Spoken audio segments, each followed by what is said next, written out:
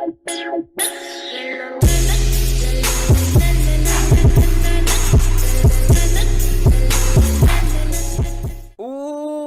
what's up guys, Kami here, and today we are watching some more Snarled. Now I haven't watched Snarled in such a long time.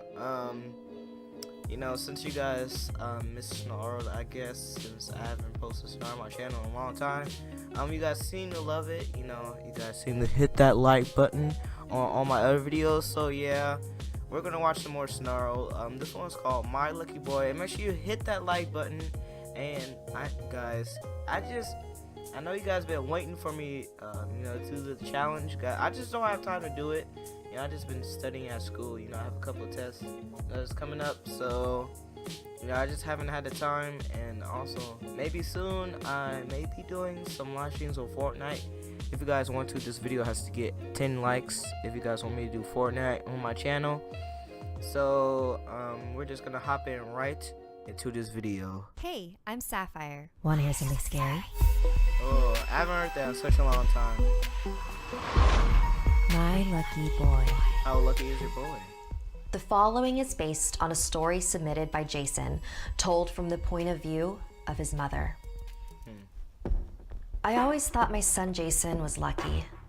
You know, he actually wasn't breathing when I gave birth to him, but after being what the doctor claimed legally dead for almost 5 minutes, he made a miraculous recovery. And ever since then, he's narrowly escaped death countless times. Why? When he was still pretty little, he would choke on his food fairly easily, so I'd always have to watch him closely. There were times when he'd slip out from his high chair despite being securely strapped in. And all those times, I was right there to break his fall. I used to joke that Jason had a death wish. I began to really worry about him when he turned about 5. One night, he came running into my room, crying hysterically. "The lady is trying to get me!" "Oh, JC, it's okay. You were probably just having a bad dream, that's all." That's what they all say. And it went on like this for the rest of the week. He refused to sleep alone in his room. Eventually, he also became afraid during the day. I would catch him muttering to himself. "Please go away." "Who are you talking to, JC?" "The lady. She won't leave me alone." Having nightmares was pretty common for a kid his age, and so was having imaginary friends. But I was... Okay, first of all, if your kid keeps on, you know, talking to yourself, having nightmares in the daytime, that's a sign for you to take your kid to, like, the doctor, like a psychiatrist or something like that. Like, she's talking about it's regular for a kid to have nightmares at his age. I mean, that's understandable because before I moved into this house, I used to have a whole bunch of nightmares about where I used to live at. You know, I always used to have nightmares. There's somebody in my house that I used to live in, or no, I used to live in a condo.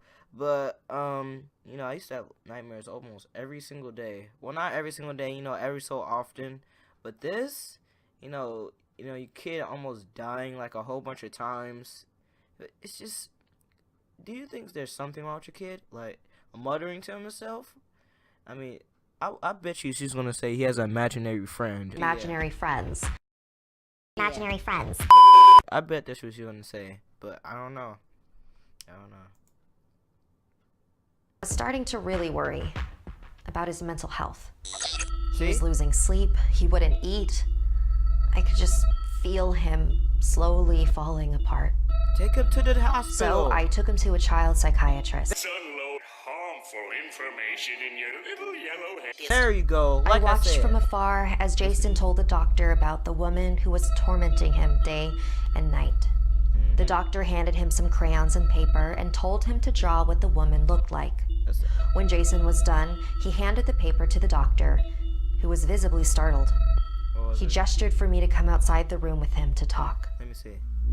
I think there's a chance your child might be suffering from schizophrenia, he said. What was that again? My I heart forgot what dropped. schizophrenia was again. I'd like to do some more tests with him if that's all right with you. Wait. Hey Google. What is schizophrenia? Here's the definition of schizophrenia. A long-term mental disorder of a type involving a breakdown in the relation between thought, emotion, and behavior, leading to faulty perception, inappropriate actions and feelings, withdrawal from reality and personal relationships into fantasy and delusion, and a sense of mental fragmentation. Okay. So it's basically a mental disorder. Wow. So you think everything he's been talking about is just a hallucination? No. The doctor handed me the paper with Jason's drawing. I too was startled. My son had drawn what appeared to be a tall, thin woman with no eyes Show and the picture. blood dripping down from the top of her head. Her lips were completely torn off, exposing her rotting and chipped teeth. If this is who he saw every day, no wonder he was so horrified. Right. Later that day, I called my sister. We didn't live in the same state, but we were really close and always kept in touch with each other. I was updating her on Jason, about his freaky drawing, and what the doctor said. My sister was quiet for a moment. Oh, wow. Sis, I know you don't really believe in this stuff, My sister said very carefully. but how open are you to finding a more non-medical evaluation? What the hell did that mean? She Whoa, then proceeded to kid-friendly! give me the No, phone I'm joking. number of a woman named Lana and told me to set an appointment with her as soon as possible. So that weekend, I brought Jason with me to see my sister's psychic. She was right. I didn't really believe in this sort of thing, but my sister offered to pay for the appointment, so I figured it wouldn't hurt just to see what this woman had to say. I was determined to get my son the help he needed. I know When I we would. arrived at Lana's house, she greeted us at the door. She looked like she was in her 30s. Her suit was perfectly tailored to her body. Her black hair was flawlessly pulled back in a bun. She welcomed us into her home with a warm smile. I've never been to a psychic's house before, but Lana's place didn't look at all like what I was expecting it to Probably has look like. candles and stuff, It right? was kind of normal. Very chic, actually. No crystal balls or animal parts in jars. Just clean, modern decor. Wow. She motioned for us to join her in the spotless living room. "You have a very lovely home," I blurted out. "Oh, thank you so much. There's just so much noise in my head. Say again? Is in my head Say again? that it helps to have a living space that doesn't add to the chaos." What? Lana looked into Jason's eyes. "And you must be Jason." She continued to stare deeply and curiously into his eyes, and the longer she stared, the more faded her smile became. "Have you ever had a near-death experience, Jason?" He shook his head, but I interjected. "Funny you asked that. He's actually had several, from the moment he was born. Oh my god. What can I say? He's a lucky boy." Yeah, sure is. But Lana's face made it clear that she did not agree with that statement. yeah. I wouldn't usually either. try to break information delicately for my clients, but I think I need to be frank with you. When Jason died that first time, his soul was in another dimension, and while he was there, a woman found him and decided that she Oh. wanted him to be her son. Then, when Jason was resuscitated, she was left alone, and she's been trying to reunite with him ever since. This was not in any way what I had expected to hear. My sister had once told me the theory that when people have a near-death experience, they gain contact with the spirit world. Yeah. But I didn't think that was true. Okay, so how do we get rid of her? How do we stop her from terrorizing my son? I don't know.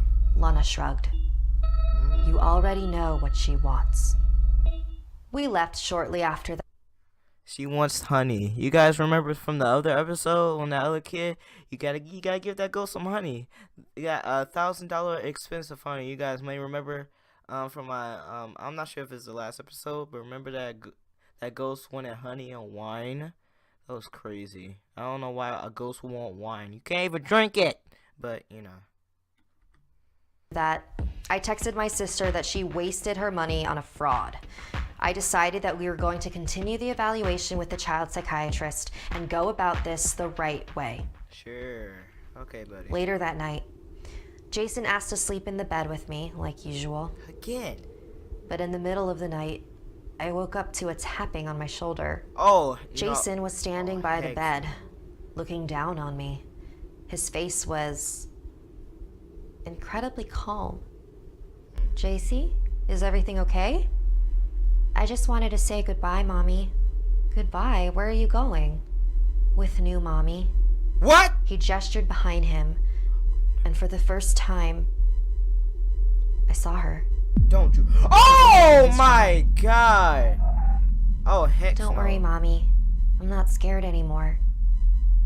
The woman held out her hand. Get out. And Jason walked over to her. I lunged out of bed and tried to grab him, but just as I reached him, he was